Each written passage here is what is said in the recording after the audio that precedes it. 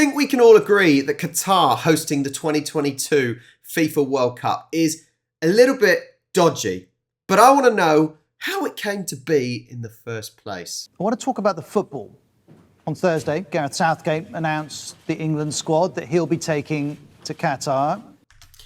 Absolute travesty. No James Ward-Prowse, even if it's just for the free kicks. Come on, Gareth. The Men's Football World Cup is a week or so away, and normally at this stage we'd be entirely focused on the squads, the tactics, the soap opera of it all. Not so much this time. Yeah. It's odd because it's in the winter, and normally, or the winter for the Northern Hemisphere, and normally, you know, it's just after the season finishes, you've got something extra to look forward to. But this time, it is sort of slap bang in the middle of the season, and it's really odd. But I don't think that's necessarily a bad thing. It's something new, so I'm going to try and enjoy it for that. But it is a bit odd. On Monday, the former head of FIFA, Sepp Blatter, said that holding the World Cup in Qatar is a mistake. The World Cup with 32 teams is a big organization which needs also a big country. Qatar is too small to do that. Also on Tuesday, a Qatari World Cup ambassador described homosexuality as damage in the mind. Right. I'm sure we'll get onto this at a later point in the video. But for starters, let's talk about Sepp Blatter and Platini and whatnot. They're the ones that picked the country. You know, they are the ones that picked the country. Now, I don't necessarily think it's a bad idea to choose a host country that is not necessarily the regular ones. You know, not necessarily the Frances, the Englands, the Germanys, the Spains. You know, maybe one of the smaller countries. Look to improve possibly financial situation and the reputation of football in those countries. I don't see that as a bad problem.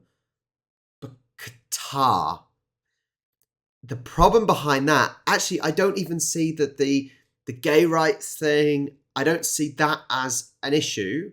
I'll explain why. Don't get that out of context because it clearly is an issue. But for hosting a World Cup, I don't see it as the problem.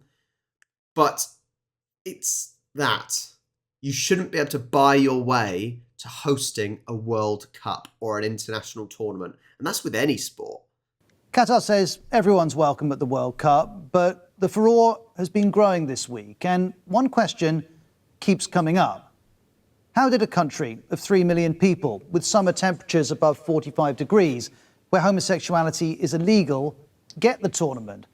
Qatar has never qualified for a World Cup, let alone hosted one, but that would change in 2010.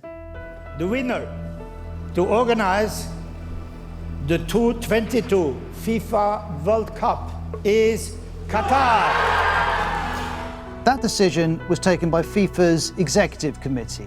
And in 2014, one of those who voted, Michel Platini, told the BBC why he chose Qatar. And I decide that it's time that we go in one part of the world, they never receive the World Cup. I am for that, is my conviction. That goes to the point I just made about countries who don't normally get to host the World Cup being given a chance. However, this is a country that barely plays football, barely has a football team to talk about. There are so many other countries that you could think of in the international level that have not had a World Cup that you can give it to, you know, or at least not in many recent years. Cameroon, Ecuador, Peru, you know, decent teams. Sweden, Norway.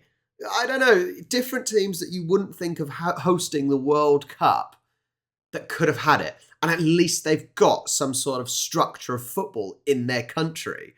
Qatar don't have anything. Money, that's all it is. That was one reason FIFA chose Qatar. But there may have been others. Ahead of the vote, two of the committee were excluded after a Sunday Times investigation alleged they'd offered to sell their votes, something they denied. The remaining members chose Qatar over the US, which had been the favourite. Then in 2011, the Sunday Times reported that 2 other members of the committee had been paid $1.5 million each to vote for Qatar. They denied it. Days later, an email leaked, and in it, FIFA's then General Secretary refers to Qatar's official on the voting committee. He writes, he thought you can buy FIFA, as they bought the World Cup. Jerome Valcke would say afterwards that didn't refer to bribes.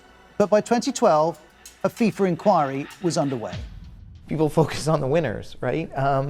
But how did that process go? And did anyone in that process violate the rules? Now, that inquiry would conclude that the votes hadn't been bought, but it did find potentially problematic conduct of specific individuals as part of Qatar's bid. And by this point, it emerged the FBI had been investigating FIFA for years.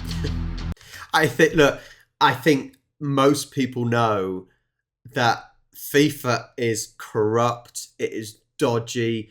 And look, I don't even have to know the facts, but I'm pretty sure Blatter and Platini were in deep trouble for their conduct. You know, FIFA is not a trustworthy organisation, is it? Let's be honest. In response to a US request in 2015, Swiss police carried out these dawn raids in Zurich, where FIFA's based. The FBI declared that undisclosed and illegal payments, kickbacks and bribes became a way of doing business at FIFA, though that wasn't a specific reference to Qatar getting the World Cup. We do, though, know that 11 of the 22 committee members who took this decision have, for various reasons, been fined, suspended, banned or indicted since then. 2 of them were convicted, but not in connection to Qatar. And 12 years on from the vote, Qatar denies doing anything illegal or unethical. But this week, Sepp Blatter had more to say about this. Of course, it was also about money, he says. That's a reference to countries, not individuals. He hinted, without evidence, that a sale of French fighter jets to Qatar may have been eased by negotiations over the World Cup bid. That link has not been established, nor is it uncommon for the awarding of large sporting events to have a political dimension. But this is the man who ran FIFA at the time, implying that the decision may have been connected to selling military hardware. And we should also remember, as the BBC's sport editor Dan Rowan puts it, that Blatter's time in charge of FIFA became defined by corruption. And so, while FIFA and Qatar continue to deny doing anything wrong, the players are preparing to travel to the tournament. And questions remain about why it's being held in Qatar. It's a weird one. And as this reporter's talking about, they've not necessarily found the links to this corruption and Qatar. But why did it receive the World Cup? They had to build, I think every stadium is brand new, bar possibly one, I think, which was redone. They didn't have the infrastructure there. They don't have the teams there. You know, it is a small country. You know, I know the human rights and the sexuality problems they've got is backwards, to say the least.